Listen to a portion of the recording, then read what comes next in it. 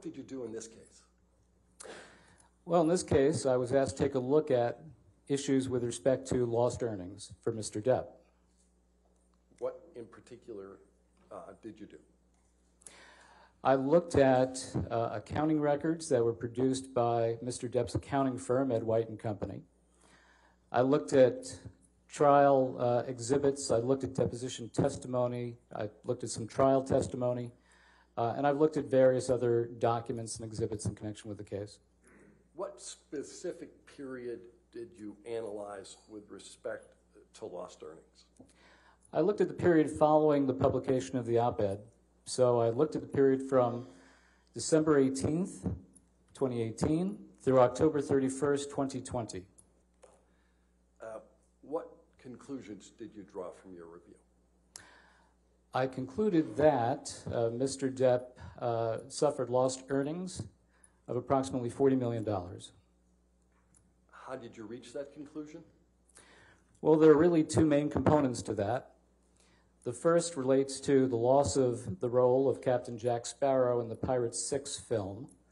So the loss related to the loss of that role in that franchise picture was $22.5 million based on testimony provided by Mr. Jack Wiggum. What else did you do with respect to the lost earning analysis that you did?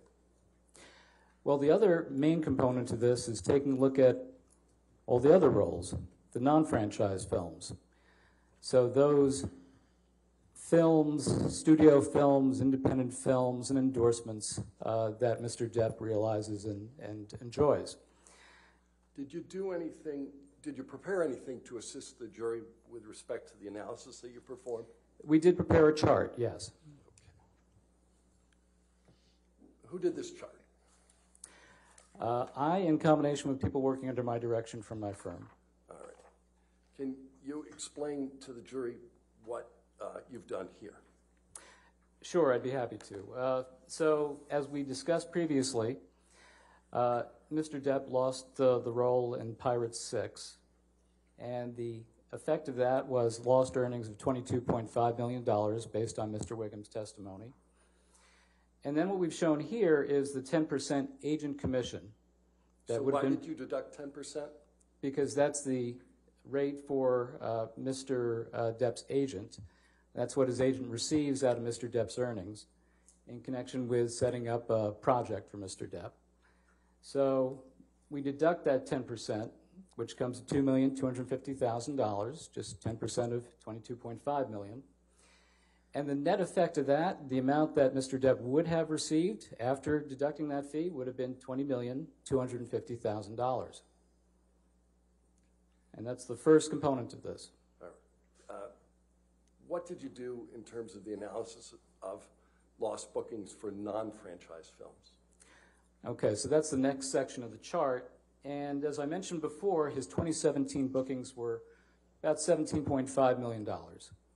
So that rate of earnings over the period from mid-December through the end of October 2020, or mid-December 2018 through the end of October 2020, would come to about $32.8, $32.9 million.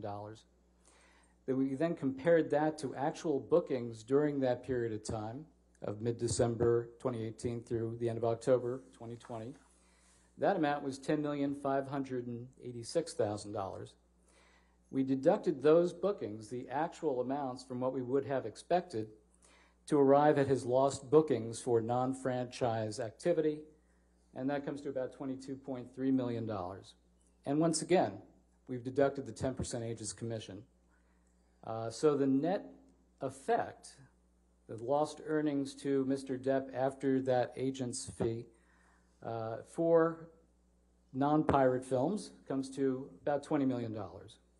What does the figure at the bottom corner of the chart, the $40,318,237, what does that represent?